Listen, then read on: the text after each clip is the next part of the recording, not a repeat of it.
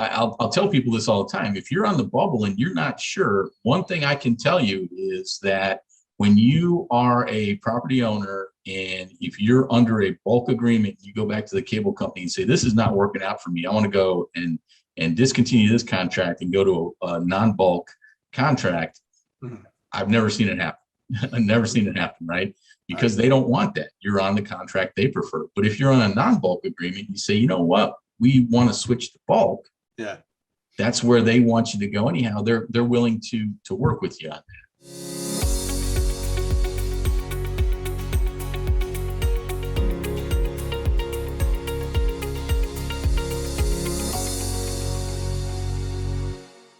All right, ladies and gentlemen, it's Aaron Fragnito, your host of the Passive Cash Flow Podcast, back again with another episode. And our guest today is Kevin Gardner. How are we doing today, Kevin? Doing great, Aaron. Thanks for having me on the show. Absolutely. Thanks for joining us. I wanted you to come on the show because you help people, landlords, really make alternative forms of income on things that their tenants are already paying for and already need. And I thought it was really cool how you can not only just on the electric and gas side, but also cable and internet. And that's really cool, too. So I want to break into exactly what does Multifamily Utility Solutions do? Well, first and foremost, we work with cable and internet. That's where probably 85 to 90% of our business comes from. And that's where we can help owners the most.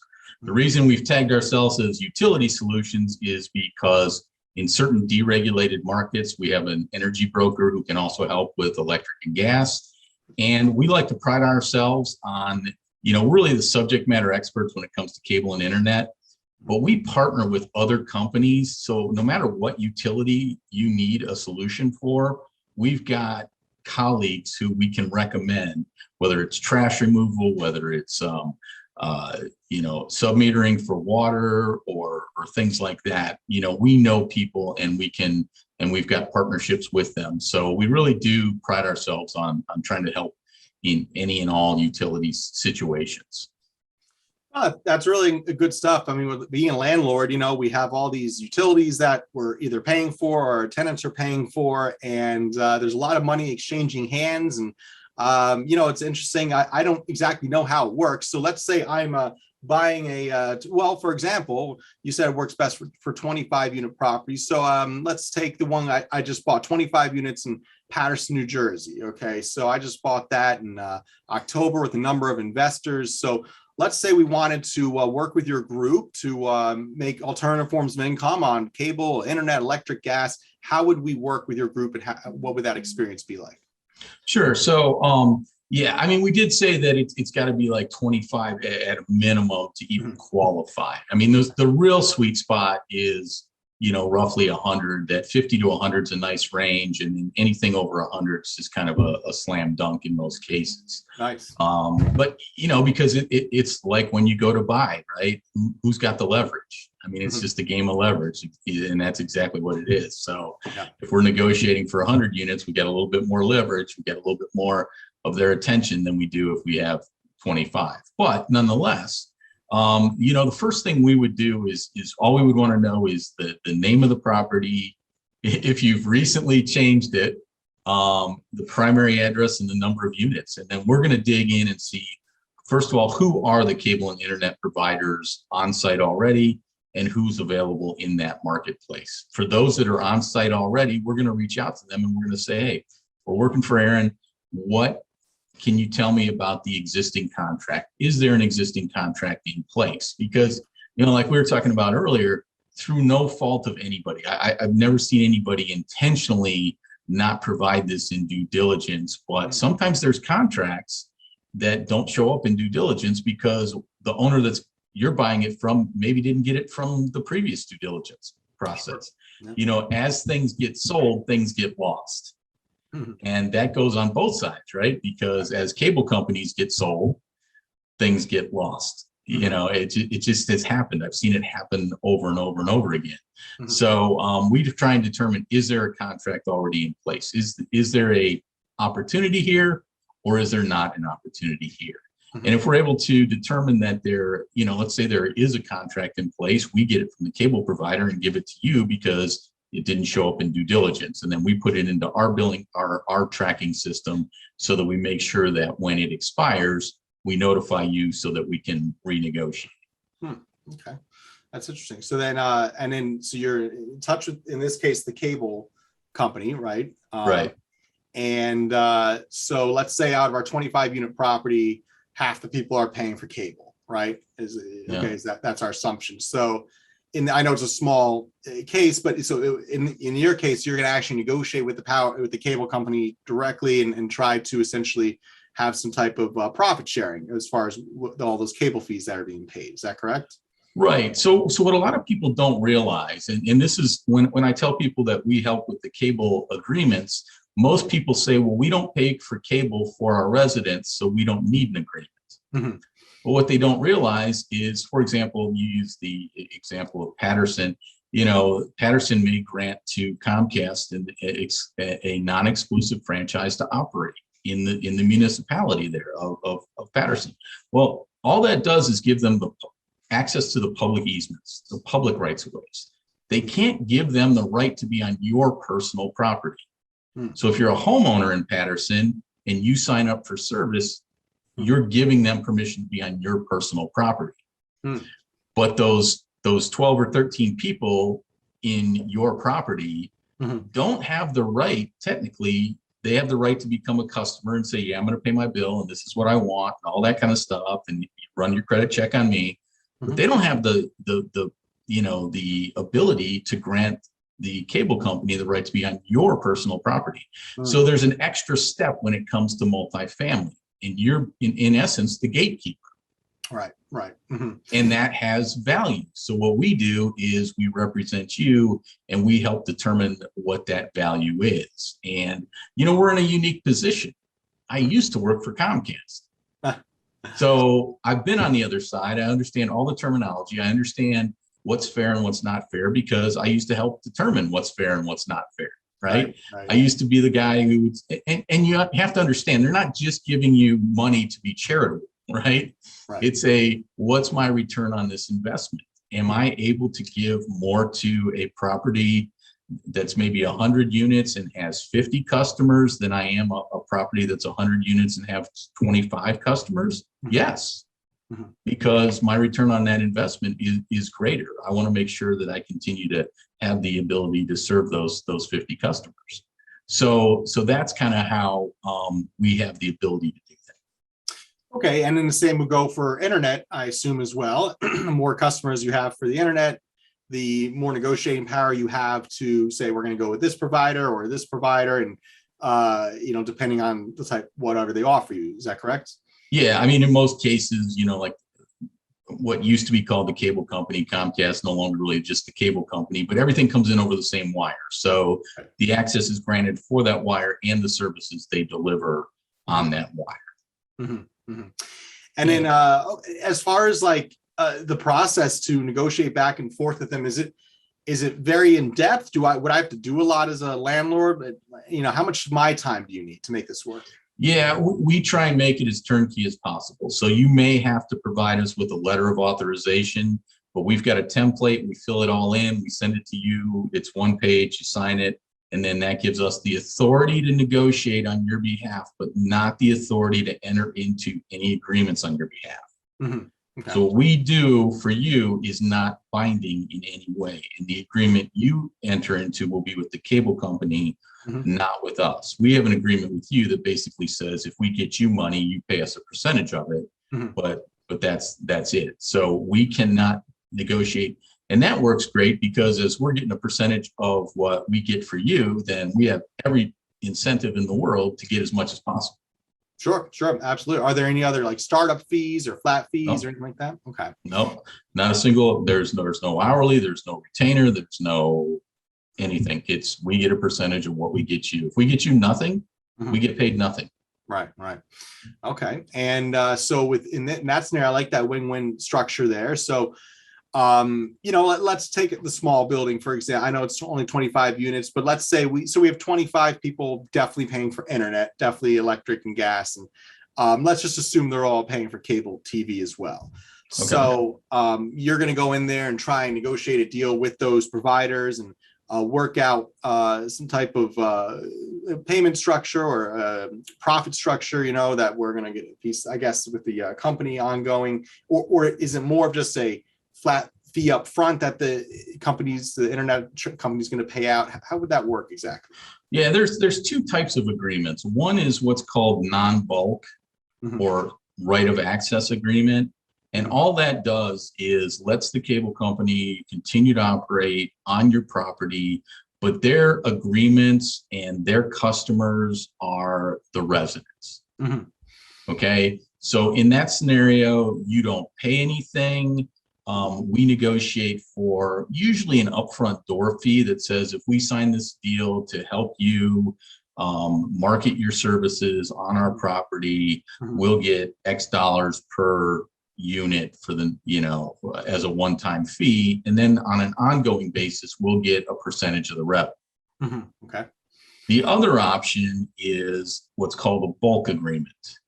And in a bulk agreement, what would happen is you would take over and say, I'm going to give as an amenity, if I'm raising my rent, maybe I can add it and raise my rent by more because the perceived value is more, because you can buy at a discount if you're buying for bulk. But then you become the customer of the cable company for all 25 of those units. Now, there's pros and cons, right? I mean, if you're buying a property and you're trying to raise and it's in a competitive market and you need something else to set you aside from your competitors, or you're going in and maybe you need to, your rent that you just bought is low and you need to raise it, but you need to show them something in return. Maybe you want to include it as an amenity and charge more than what you're paying for it. The downside to that is that you are then on the hook and you pay every single month for every unit, regardless of whether or not they want it, use it, or whether or not the unit is even occupied. So I'm not telling you which is best, because it's like when you buy a property, you got to determine what's best for that property. What's that property worth? And so that's one of the first things I do with a new client is help understand, your properties and what are you trying to do here? Did you just buy this one and you want to hold it for generations and generations and pass it on to the grandkids and all that? Right. That might be a different strategy than, look, I just bought this. I want to flip it in 24 months and move on to the next one. Or I want to do what I can to refinance it so that I can take out the proceeds from that, the added value, and go buy another property, but hold this one. And that's what we want to understand, because let's face it, those are different strategies, and each of those strategies may have a different strategy for us or a recommendation that we would make. Yeah, of course. Yeah, and I could see, also I was thinking, rent control is one of the challenges we run up against in repositioning apartment buildings in New Jersey. A lot of times the tenants are like, yeah, I'll agree to that higher monthly rent because you're doing all these different things to the property, but rent control doesn't allow us. So like the landlord and the tenant can both be in agreement that this is the rent we're going to pay and everyone's happy. But the government gets involved and says, no, you can't do that, because you've increased the rent more than 5% of what the tenant was at. So it complicates things. It's kind of silly at the end of the day, but it is something we're up against now and then. And so ideally we can say, okay, we'll include your internet or so, and, but really you have to do it on a mass basis. It sounds like, you would have to, first of all, everyone wants internet. So the internet's kind of a safe investment, I would say. Right, especially electric and gas as well. But cable TV, I would not want to be on the hook for paying everyone's cable TV bill, because my wife and I haven't paid for cable TV in 5 years. Right, we're millennials. We don't like cable TV. Why the hell do we pay for cable TV? I have more content than I'll ever need, and on Hulu and Netflix and Amazon, and it's like same way. Yep. So plus commercials, like I'm not sitting through a commercial. That's yesterday, right? And you want me to pay for that? Like, what is cable? Oh my gosh. Right. Well, but we can split those apart, and we can do internet only in some cases. But like you said, the cable TV subscriptions are declining, so the cable companies are trying to do everything they can to try and make sure that they hold their market share on video. So they love bulk. if you left it up to the cable company, they would say, I would want a bulk contract over a non-bulk contract all day long. I've got one customer that's paying. It's a dependable customer because it's a multifamily property owner. And I'm not running trucks out there all the time because everybody's hooked up. There's, if somebody moves out and somebody else moves in, I don't have to run a truck to disconnect somebody. I'm not worrying about collections. I'm only sending one bill. The operational costs are much lower. Plus, I get to count every single one of those units as a paying customer. Right. Whereas before, I might not, even if they're not using it. So, that's their preferred way. So I'll tell people this all the time. If you're on the bubble and you're not sure, one thing I can tell you is that when you are a property owner and if you're under a bulk agreement, you go back to the cable company and say, this is not working out for me. I want to go and discontinue this contract and go to a non-bulk contract. I've never seen it happen. I've never seen it happen, right? Because they don't want that. You're on the contract they prefer. But if you're on a non-bulk agreement, you say, you know what? We want to switch to bulk. Yeah. That's where they want you to go anyhow. They're willing to work with you on that. So just our recommendation is always, when in doubt, that's the safer bet. Yeah. It's interesting. I can see how working for certain, I guess if I was buying like a 55 or older community or something like that, that could be a good play there. I've seen it work like with different trailer parks and stuff. I've seen that advertised, so I think it depends who your demographic is, but it's definitely an interesting idea. I also am buying a hotel, where internet's included. I was trying to think how I could work that out, I guess you could do some type of bulk cable on that, right? And hotels are a little bit different. I mean, it's kind of a different animal, different business model, and different providers are available there because it's to one site. Okay. So that'd be a different setup. And on the electric and gas side, how would that work exactly? So what we do is we take your bills. So it's just for you. It's not really for the resident as much as it's just for you. So, and again, you have to have enough usage to make it worthwhile, right? So if you're in a situation where you're paying and it's included in the rent, because that still does happen in some situations, and you're paying for everybody, or you've got common areas, or you've got, offices or pools or anything that's going to drive usage. The more usage you have, the more likely we are to be able to negotiate a better rate. Right. But that only pertains to certain deregulated markets. Not every state is deregulated. Not every market is deregulated. There are some in New Jersey, where I live is in Ohio. There are some, but if you get out to like in Oklahoma or Kansas or something like that, they're not deregulated. Tennessee, not deregulated. Okay. So it just depends. We've got a list on our website, but also, we can answer that question for anybody that's interested. Okay. And as far as like getting the tenants to, sign documents and working with them, I guess it depends on the structure you're setting up. But if you're the internet provider, at the end of the day, you would have to kind of get each tenant to either sign an agreement with you, or it's just, I guess this easier way to do is just working into the lease. And you say, internet's included in this building. Right. And then essentially, rent's going to now be a little bit higher because of that. Is that right? Yeah, there really isn't a lot of anything that you need to do. Let's say, you're on a revenue share format where when somebody new moves in, you're gonna simply probably give them a flyer that says, look, Spectrum or Comcast or Cox Communications or Verizon, whoever it is our preferred provider. Here's the numbers. We encourage you to call them, but you don't have to take the order. You don't have to fulfill anything. You don't have to do anything. You don't have to keep equipment. You don't have, so there really is as not any considerable additional work other than encouraging them to go with the provider at the time they move in. Okay.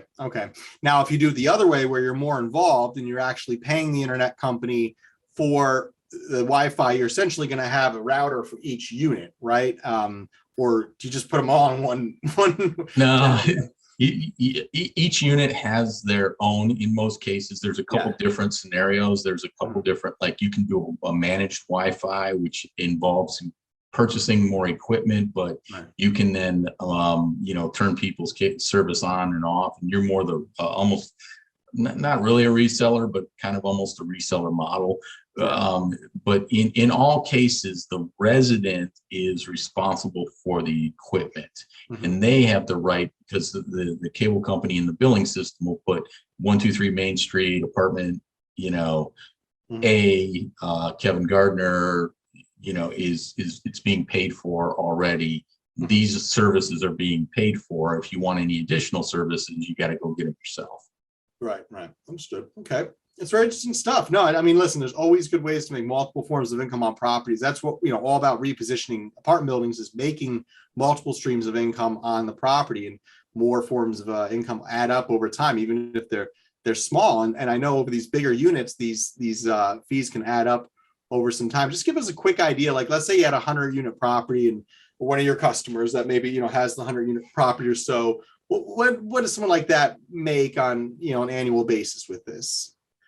Thanks for asking my least favorite question, because, the upfront door fee, it depends on who the cable provider is, and quite frankly, what region of that cable provider.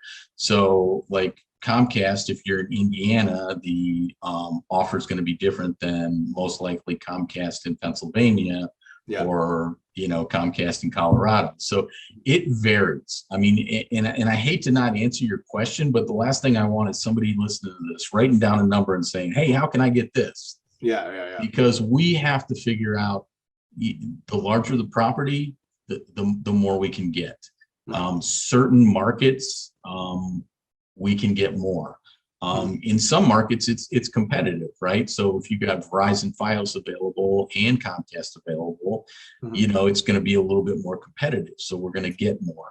I will tell you that on an average, what we tell people is on an average, on a revenue share basis, right? So a percentage of that on a per door basis, you can expect to get about $2 maybe on average per door per month. Okay. All right. On average. So $24, $25, $20 to $25 a year per door. Okay. So in your situation, it's not huge, but if you take that times the total number of units, and this is not just, we average it based on the number of doors, not just the number of customers, because customers fluctuates. Right. So this is an average. So if you had 100 doors, you might be getting an extra, $2,500 a year and that's right to the bottom line. So when you go to refi, you can do the math on that. Yeah, I was gonna say, it's kind of like having laundry in the basement or something like that, but then you are paying more water, more, energy. So there's cost to that, and you probably end up at the end of the day making about $2,500 more from laundry in the basement, anyways. And, just these little things add up, that could be something similar to like storage units that we've done. And they do make a difference to the bottom line when that's all that is really used to value these buildings, right? So every little dollar to the bottom line really helps your total valuation, your total cash out refinance, which is our strategy on our properties, which is a great tax strategy, and that's how we pay our investors over time. All right, so Kevin, how can people reach out to you and learn more about your services? Yeah, our company is Multifamily Utility Solutions, and our website is the same, .com. And I'm simply Kevin at multifamilyutilitysolutions.com. My phone number is on the website, but real quick, it's area code 248-930-4768. Great. All right. Very good. We'll put your contact information, your website in the show notes so our guests can check that out and get in touch with you. And I'm Aaron Fragnito with the Passive Cash Flow Podcast, co-owner of People's Capital Group. And as you may know, we buy apartment buildings in New Jersey and hotels and short-term rentals in Southern Vermont. And we focus on helping people invest in real estate passively and get the benefits of real estate like cash flow and tax appreciation and equity growth over time without having to do the heavy lifting of being a landlord or a property manager. So we've helped people invest in real estate for over a decade. And if you want to learn more about that, go to peoplescapitalgroup.com to see if you might qualify. You can check out our more podcasts there and our webinars. Again, that's peoplescapitalgroup.com. And I'm Aaron Fragnito. Thanks a lot.